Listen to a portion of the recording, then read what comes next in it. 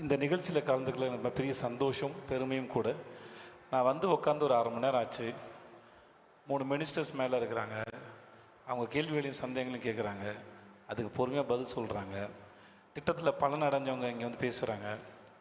இன்றைக்கி கொடுக்க போகிற இந்த 10 லட்சம் மடிக்கணினி இந்த அரசு ரொம்ப காலமாகவே திட்டம் போட்டுக்கிட்டே இருக்குது நம்ம எல்லோரையும் படிக்க வைக்கிறதுக்கு. அது இப்போன்னு இல்லை, ரொம்ப வருஷமாக நடந்துகிட்டே இருக்குது. வேறு என்ன கொடுக்கறத விட நம்முடைய அடுத்த தலைமுறைகளுக்கு கல்வியை கொடுக்கறது எவ்வளோ அவசியம்.